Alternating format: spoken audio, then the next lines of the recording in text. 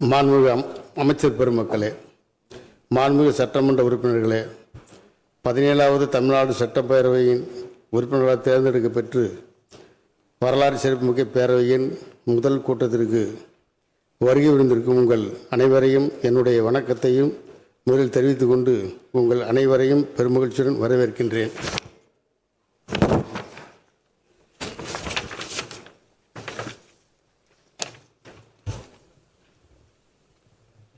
அஞ்சாமை, ஈகை, அறிவு, ஊக்கம் இந்த நான்கும் எஞ்சாமை வேந்தற்கு இயல்பு என்ற வான்புகழ் வள்ளுவன் வாய்மொழிக்கு ஏற்றபடி துணிவு, கொடைத்தன்மை, அறிவு, முயற்சி இந்த நான்கும் தலைவருக்கே உரிய இயல்பு.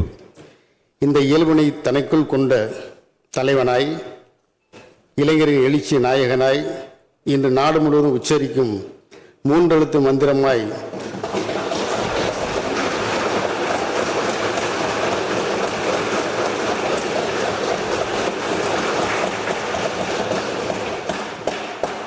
தமிழ்நாட்டு மக்களுக்கு உழைக்கும் இயந்திரமாய் தன்னை மாற்றிக்கொண்ட தளபதி மாண்புமிகு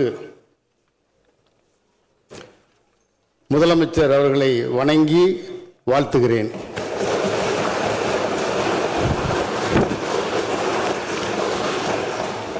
பதினேழாவது தமிழ்நாடு சட்டமன்ற பேரவையின் தற்காலிக தலைவராக இந்த எளிய தொண்டனான மூவி கருப்பையா ஆகிய என்னை மதுரை மாவட்டம் சோழவந்தான் சட்டமன்ற தொகுதி சட்டமன்ற உறுப்பினராக பணியாற்ற வாய்ப்பளித்து பெருமை சேர்த்த மாண்புமிகு முதலமைச்சர் அவர்களுக்கு என்னை தேர்ந்தெடுத்த சோழவந்தான் சட்டமன்ற தொகுதி மக்களுக்கும் என்னுடைய நெஞ்சார்ந்த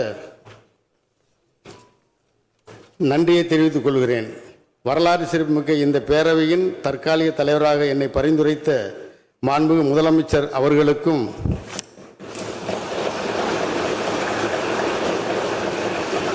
நியமித்த மாண்பு ஆளுநர் அவர்களுக்கும் எனது நெஞ்சார்ந்த நன்றியினை உரித்தாக்குகிறேன்.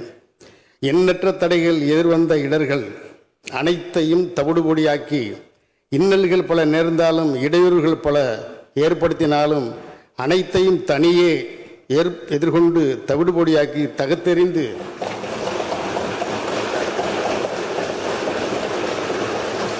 விழுந்த கற்களை வெற்றி படிக்கட்டாக்கி தமிழகத்தின் அரிமாவாக அமர்ந்துள்ள மாண்பு முதலமைச்சர் அவர்கள் மாற்றத்தை கொண்டு வருவதற்கு அரசியல் இயக்கத்தின் குரல் ஓங்கி ஒலித்ததோடு நின்றுவிடக்கூடாது, நலன் சார்ந்த செயல் திட்டங்களை முன்னெடுத்து செயல்பட வேண்டும். அத்தகைய முன்னெடுப்புக்கு அஸ்திவரமாய் இருக்கும் கொள்கைகள் தீர்க்கதனமாக இருந்தால் வேண்டும் எனும் கொள்கையை கொண்டு சமூக நீதி, சமத்துவம் மற்றும் சகோதரத்துடன் கூடிய கொள்கை வழி அரசியல் தனித்துவம் என்பதை தலைமைத்துவமாக கொண்டு சமரசமற்ற மக்கள் மனநிலையை மாநில நலன்கள் அடிப்படையாக கொண்ட நிலத்தன்மை கொண்ட கொள்கைகளை அடிப்படையாக வகுத்து பகுத்தறி பகலவன் தந்தை பெரியார், பெருந்தலைவர் காமராஜர், சட்ட மாமேதை டாக்டர் அண்ணல் அம்பேத்கர்,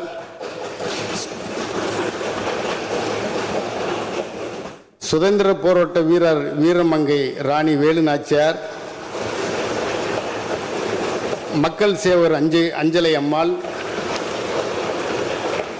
என கொள்கை தலைவர்களின் வழி நின்று செயலாற்ற முனைந்துள்ள மாண்புமிகு முதலமைச்சர் பாசமிகு வெற்றி தலைவர் அவர்களுக்கு என்னுடைய வாழ்த்துக்களை மீண்டும் தெரிவித்துக் கொள்கிறேன்.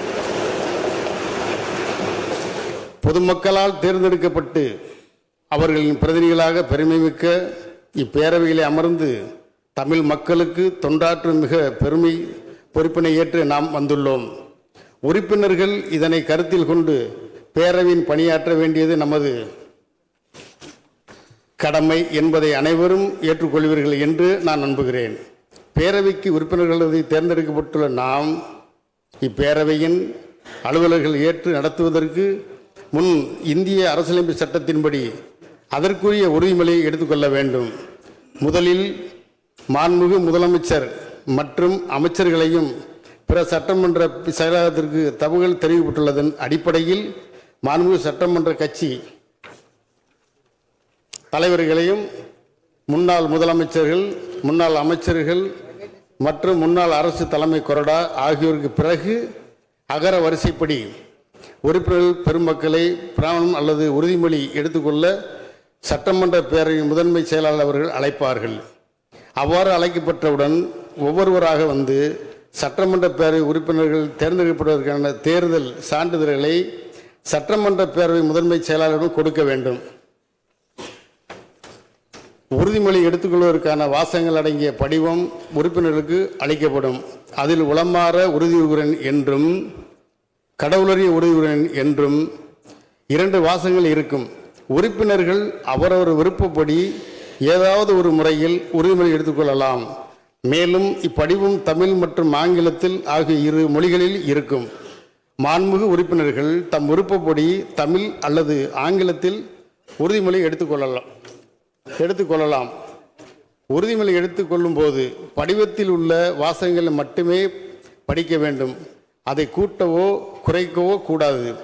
உறுதிமொழி எடுத்துக்கொண்ட பின் உறுப்பினர்கள் அந்த படிவத்தில் கையெழுத்திட்டு பேரவை முதன்மை செயலாளரிடம் கொடுக்க வேண்டும். அதற்கு பிறகு உறுப்பினர் பதிவேட்டில் கையொப்பமிடுதல் வேண்டும். இந்திய அரசியலமைப்பு சட்டத்தின்படி எடுக்கப்பட வேண்டிய உறுதிமொழியை நான் ஏற்கனவே 10/5/2026 அன்று மாண்புமிகு ஆளுநர் அவர்கள் முன்னிலையில் எடுத்துக்கொண்டு விட்டதால் இப்போது நான் முதலில் உறுப்பினர் பதிவேட்டில் விதிகளில் குறிப்பிட்டுள்ளபடி பேரவை முதன்மை செயலாளர் முன்னிலையில் கையெழுத்திடுகிறேன்.